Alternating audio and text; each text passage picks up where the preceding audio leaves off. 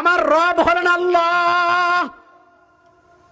ইন্নাল্লাযীনা ক্বালু রাব্বুনাল্লাহ সুম্মা ইসতাকামু, এবং যদি আল্লাহ পাকের বিধিবিধানকে আঁকড়িয়ে ধরে ইসলামের উপরে যদি অটল থাকে, ঈমান জেনেছে ঈমানের উপরে যদি অটল থাকে, আমলের উপরে যদি অটল থাকে, আল্লাহ পাক বলেন তার জন্য তার চোখের সামনে আমি জান্নাতকে তুইলা ধরি। সুবহানাল্লাহ বলেন।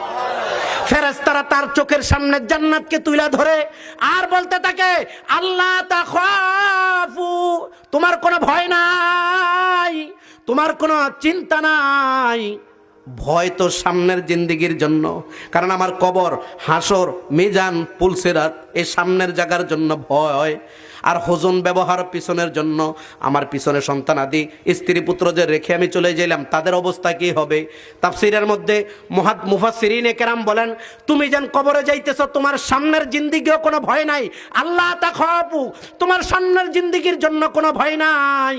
ওয়ালা তাহজানু, দুনিয়াতে যাদেরকে রাইখা যাইতেছ তাদের জন্য কোনো ভয় নাই। ওয়া আবশিরু বিল জান্নাহ, তুমি জান্নাতের সুসংবাদ নাও, যে জান্নাতের সুসংবাদ আল্লাহ কোরআনে কারীমের মধ্যে করেছেন। সুবহানাল্লাহ বলেন। বলে ওই জান্নাতের সুসংবাদ নাও। এবং ফেরেশতারা কবরের মধ্যে দুনিয়াতে যেমনে ভাবে মানুষের সাথে ফেরেশতা আছে, ডাইনে বামে সামনে পিছে উপরে নিচে, যেমনে ভাবে আল্লাহ পাকের ফেরেশতারা বেষ্টনী দিয়ে রেখেছে, তো ঠিক তেমনি ভাবে কবরের মধ্যে ফেরেশতারা তার সামনে সাথী হয়ে থাকবেন। সুবহানাল্লাহ বলেন। বলে তোমার কোনো ভয় নাই। তো এই কথা তো জালিমের সামনে স্পষ্ট। জালিম দেখতেছে, কিরে মুসলমানরা তেলের মধ্যে ফালায় মারতেছে, এরপর ঈমান ছাড়ে না। তো মুসলমান তো জান্নাত দেখতেছে সচক্ষে, জান্নাতের নেয়ামত দেখতেছে। দুনিয়ার নেয়ামতের তুলনায় জান্নাতের নেয়ামতের কোনো তুলনাই হয় না। ঠিক না? ঠিক জোরে কর, তুলনাই হয় না। এগুলো তো দেখতেছে। তো বলে এই তো কঠিন মুমিন রে, ছোটরা তেলে ফালা, তেলে যখন ফালাবে সব কিছু তৈয়ার তেলের মধ্যে ধরে ফেলাবে। এমন সময় বাদশার দরবারে একজন মজুসি আছে, মজুসি অগ্নি পূজক, চাল্লি, আমাদের দেশের ভাষায় বলা হয় চামচা। থাকে না? থাকে না?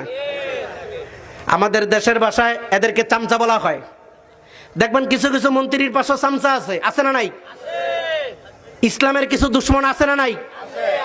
এদের কাছে মসজিদ ভালো লাগে না, মাদ্রাসা ভালো লাগে না, ওয়াজ নসিহত ভালো লাগে না, বেশি বেশি মাহফিল। ওই দিন আমার একজনে কয়, দেশের মধ্যে বেশি বেশি ঘন ঘন মাহফিল হইতেছে, মানুষ টাকা পয়সা দিব কি? আমি বললাম আপনি কই লিখে তো দেয় না, বেশি বেশি মাহফিল হয়ে যান।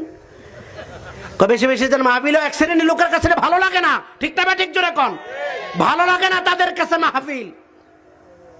মসজিদ বেশি হইলে, মাদ্রাসা বেশি হইলে, তালিবুল ইলম বেশি হইলে, এলাকার মানুষ মাদ্রাসায়